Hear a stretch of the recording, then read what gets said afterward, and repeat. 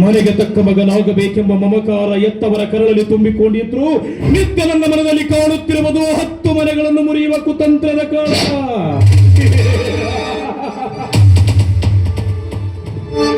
ಎತ್ತವರಿಗೆ ಬೇಕಾಗಿರುವುದು ನಿತ್ಯ ನ್ಯಾಯ, ನೀತಿ, ಧರ್ಮ. ಅವರ ರಕ್ತ ಹೊಚ್ಚಿಕೊಂಡು ಬಂದಿರುವ ಈ ಮಹಾನ್ ದೇಶವಾಗಿರುವುದು ನಿತ್ಯ ಎಂಡ ಖಂಡ ಕಂಡ ಜೀವನದ ಹೆಣ್ಣುಗಳು.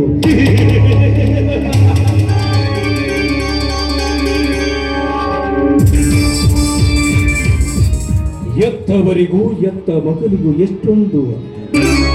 ಬಹಿರಂಗದಲ್ಲಿ ಬದುಕುವುದು ಎತ್ತವರ ಕೀರ್ತಿ, ಆದ್ರೆ ಅಂತರಂಗದಲ್ಲಿ ಬದುಕುವುದು ಈ ಮಹಾನ್ ದೇಶದ ಮಡಿಲಲ್ಲಿ ತುಂಬಿಕೊಂಡಿರುವ ವಿಷಕುಂಡ. ಮನದಿಚ್ಛೆಯಂತೆ ನಡೆದರೆ ನಾನು ಮಹಾನ್ ದೇಶ. ನನ್ನಿಚ್ಛೆಯನ್ನು ಯಾರಾದರೂ ತುಚ್ಛೀಕರಿಸಿದ್ದೇ ಆದ್ರೆ ಅಂದೇ ಗೋಳು ನುಚ್ಚು ರೋಗುವಲ್ಲಿ ಯಾವ ಸಂದೇಹವೇ ಇಲ್ಲ.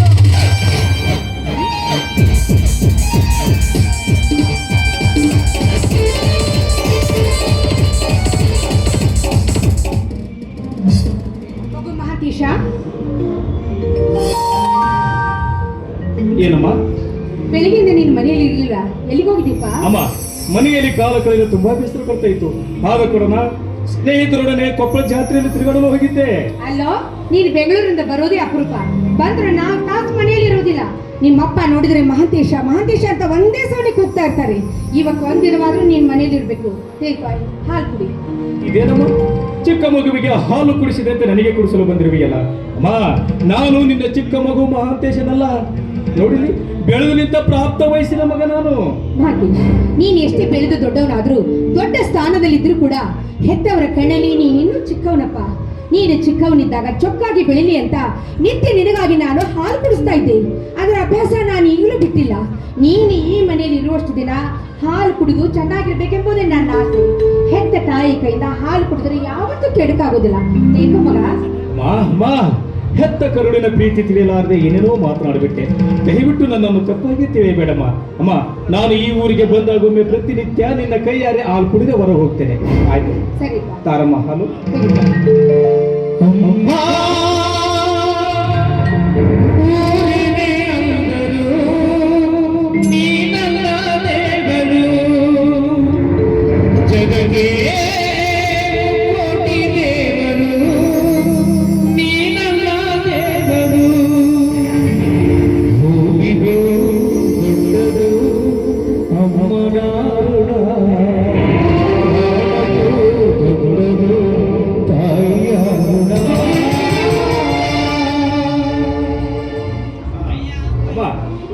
ನಿನ್ನೆ ರಾತ್ರಿ ನಾನು ಮನೆಗೆ ಬಂದಾಗ ತುಂಬಾ ತಡವಾಗಿತ್ತು.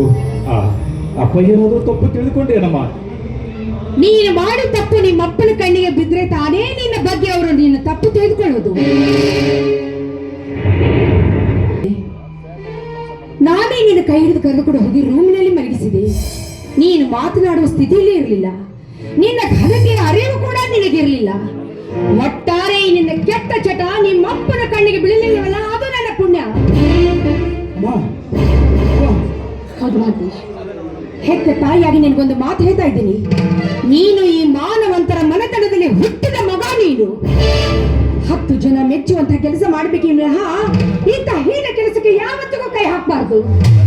ಈ ವಯಸ್ಸಿನಲ್ಲಿ ಕುಡಿಯೋದು, ತಿನ್ನೋದು, ಜೂಜಾಟ ಆಡಿದ್ರೆ ಮುಂದೆ ನಿನ್ನ ಜೀವನದಲ್ಲಿ ದುರಂತ ತಪ್ಪಿದ್ದಲ್ಲ.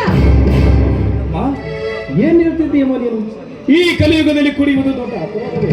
ನೋಡಮ್ಮ, ಕೊಲೆ, ಕಳ್ಳತನ, ಅತ್ಯಾಚಾರ ಮಾಡಿದರೆ ತಪ್ಪಾಗುತ್ತದೆ. ಕುಡಿದು ದೊಡ್ಡವರಾದ ನಾವು ಕುಡಿಯುವುದೇನು ದೊಡ್ಡ ತಪ್ಪಲ್ಲ ಬಿಡಮ್ಮ. ಹಾಗಂತ ನೀ ತಿಳ್ಕೊಂಡಿದ್ಯಪ್ಪ, ನಾವು ತಿಳ್ಕೊಳ್ಬೇಕಲ್ಲ. ಇದು ಸಂಸ್ಕೃತಿ ಸಂಪ್ರದಾಯಸ್ಥರ ಮನೆ. ಈ ಮನೆಯಲ್ಲಿ ಯಾವತ್ತಿಗೂ ತಪ್ಪಿಗೆ ಆಸ್ಪದವಿಲ್ಲ. ತಪ್ಪು ಮಾಡಿ ಜಾಗದಲ್ಲಿ ನಿಂತವರು ಯಾರೇ ಆಗಿರಲಿ, ಅಂಥವರಿಗೆ ಶಿಕ್ಷೆ ತಪ್ಪಿದ್ದಲ್ಲ. ಅಂಥವರ ಮಗನಾದ ನೀನು ಯಾವ ತಪ್ಪು ಮಾಡಬಾರ್ದು. ಆಯ್ತಮ್ಮ, ಎತ್ತವರ ಆಜ್ಞೆ. ಅಮ್ಮ, ಇನ್ನು ಮುಂದೆ ಯಾವ ತಪ್ಪಾಗದಂತೆ ನಡೆದುಕೊಳ್ತೀನಿ ಅಂತ ನಿನಗೆ ಮಾತು ಕೊಡು.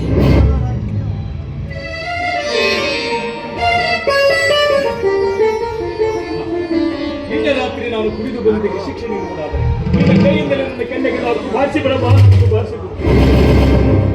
ಬೇಡಪ್ಪ, ಈ ಮನೆಯಲ್ಲಿ ಹೆಣ್ಣಂದ್ರೆ ನೀನೇ, ಗಂಡಂದ್ರೆ ನೀನೇ. ನಮ್ಮಿಬ್ಬರ ಗಂಡ ಹೆಂಡರ ಬಾಳಿಗೆ ಕಣ್ಣಾಗಬೇಕಾದ್ರೂ ನೀನೇ. ನಿನ್ನ ಕೆನ್ನಿಗೆ ಹೊಡೆಯುಟ್ಟು ಸಣ್ಣ ಗುಣ ನನಗಿಲ್ಲ. ನಿನ್ನ ರೀತಿ ನೀತಿ ಚೆನ್ನಾಗಿರ್ಬೇಕೆಂಬುದೇ ನನ್ನ ಆಸೆ. ನೀನು 100 ತಪ್ಪು ಮಾಡಿದ್ರು ಕೂಡ ಮುಚ್ಚಿಕೊಳ್ಳೋ ಮನೋಭಾವನೆ ನಿನ್ನ ತಾಯಿಗಿದೆ. ಆದ್ರೆ ನಿಮ್ಮಪ್ಪ ನೋಡಿದ್ರೆ ಅಂಥವರಿಲ್ಲ. ದುಷ್ಟರನ್ನು ಕಂಡ್ರೆ ಕೆಂಡ ಕಾಡ್ತಾರೆ, ಕಳ್ಳರನ್ನು ಕಂಡ್ರೆ ಕೈ ಕಾಲುಗಳನ್ನೇ ಮುರಿತಾರೆ, ಕೊಲೆ ಗಡುಕರನ್ನು ಕಂಡ್ರೆ ಅವರ ಕತ್ತರಿಸ್ತಾರೆ. ಅಂಥವರ ಮಗನಾದ ನೀನು ಯಾವ ತಪ್ಪು ಮಾಡಬಾರ್ದು ಅಂತ ಹೇಳಿದೆ. ಇನ್ನು ಮುಂದೆ ನೀ ಹೇಳಿದಂತೆ ಎಲ್ಲ ನಾನು ತಿಳ್ಕೊಂಡು ಹೋಗ್ತೀನಿ. ಅಮ್ಮ, ನಾನು ಇವತ್ತೇ ಅರ್ಜೆಂಟ್ ಆಗಿ ಬೆಂಗಳೂರು ಹೋಗ್ಬೇಕು. ಅಪ್ಪ ಬಂದ್ರೆ ಒಂದು 10,000 ಕೊಡಮ್ಮ. 10,000 ಬೇಕಪ್ಪ, 50,000 ಕೊಡಿಸ್ತೀನಿ. ನೀನು ಓದಿ ವಿದ್ಯಾವಂತರಾಗಬೇಕೆಂಬುದೇ ನನ್ನ ಆಸೆ.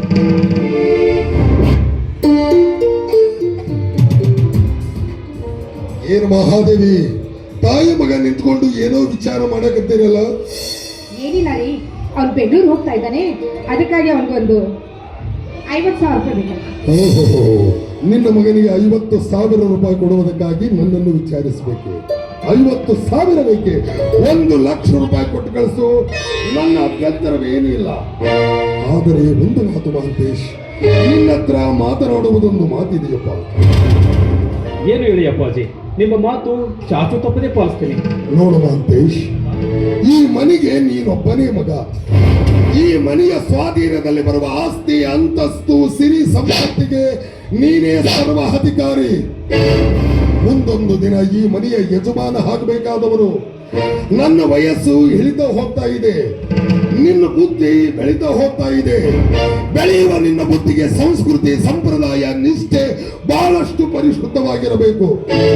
ಪರಿಶುದ್ಧವಾದ ನಿನ್ನ ಬದುಕನ್ನು ಕಂಡು 10 ಜನ ಮೆಚ್ಚಿಕೊಂಡಿರಬೇಕು. ಸ್ವಚ್ಛವಾದ ಇಚ್ಛೆಗಳ ಕಿಚ್ಚಿನಲ್ಲಿ ಸುಟ್ಟು ಚೊಕ್ಕ ಚಿನ್ನದಂತೆ ಚಂದನದ ಗೊಂಬೆಯಾಗಿ ಕಾಣಬೇಕು ಕಂಡವರ ಕಣ್ಣಲ್ಲಿ. ಅಪ್ಪಾಜಿ, ನಿಮ್ಮ ಹೆತ್ತವರ ಪ್ರೀತಿ ನಾನು ಚೆನ್ನಾಗಿ ಅರ್ಥ ಮಾಡಿಕೊಂಡೆ. ನಿಮ್ಮ ನ್ಯಾಯ, ನೀತಿ, ಧರ್ಮದ ಉಸಿರಾಗಿ ಸದಾ ನಿಮ್ಮ ಆಶೀರ್ವಾದದಲ್ಲಿ ಬದುಕ್ತೀನಿ ಅಂತ ಮಾತುಕೊಡ್ತೀನಿ. ಮಗನಾದ ನನ್ನ ಮೇಲೆ ಸ್ವಲ್ಪ ನಂಬಿಕೆ ಇಡಿ. ನಂಬುತ್ತೇನೆ ದೇಶ, ನಂಬುತ್ತೇನೆ. ಹೆತ್ತ ಮಕ್ಕಳನ್ನು ನಂಬದಿದ್ದರೆ ಮತ್ತಾರನ್ನು ನಂಬಬೇಕು ನಾವು. ನನ್ನ ಮಾತಿನಿಂದ ನಿನ್ನ ಮನಕ್ಕೆ ಸ್ವಲ್ಪ ನೋವಾಗಿರಬಹುದು, ಆದರೆ ನಾನೇಕೆ ಈ ಮಾತನ್ನು ಹೇಳುತ್ತಿರುವುದು ಗೊತ್ತೇ? ಹೆತ್ತವರ ಆಸೆಯಂತೆ ಈ ಮನೆಯಲ್ಲಿಯ ಕಾಳು ಕಡೆಗಳನ್ನು ಹಾಕಿ ಬುದ್ಧಿ ಎಂಬ ಬೇಲಿಯನ್ನು ಹೆಣೆದು ಸಾವಿರಾರು ಜನರಿಗೆ ಪಾಠ ಪ್ರವಚನ ಹೇಳುವ ಶಿವಶರಣರ ಹಕ್ಕಿ ಆಗಲಿ ಅಂತ ಆಸೆ. ಆದರೆ ಆ ಹಕ್ಕಿ ರೆಕ್ಕೆ ಬಲಿತ ಮೇಲೆ 10 ಜನರನ್ನು ಕುಕ್ಕುವ ರಣ ಆಗಬಾರ್ದಂತ ಮುನ್ನೆಚ್ಚರಿಕೆ ಕೊಡ್ತಾ ಇದ್ದೀನಿ. ನಿನಗೆ ಮುನ್ನೆಚ್ಚರಿಕೆ ಕೊಡ್ತಾ ಇದ್ದೀನಿ. ನಿಮ್ಮ ಮಾತಿನ ಅಂತರಂಗವನ್ನು ನಾನು ಅರ್ಥ ಮಾಡಿಕೊಂಡೆ. ನೀವು ತಿಳಿದುಕೊಂಡಿರುವ ಹಾಗೆ ಈ ಹಕ್ಕಿ ಹಸಿ ಮಾಂಸ ತಿನ್ನುವ ರಣ ಹದ್ದಲ್ಲ. ಈ ಶಿವಶರಣರ ಮಠದಲ್ಲಿ ಬೆಳೆದು ಪಾಠ ಪಠಿಸುವ ಅರಗಿಣಿ ನಾನು.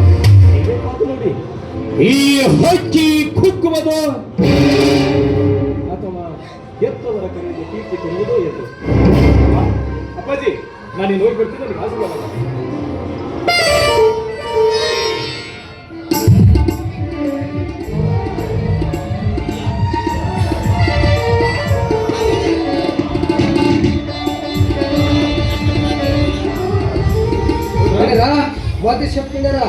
ಚೆನ್ನಾಗಿದ್ರೇನ್ರಿ ಅಪ್ಪ?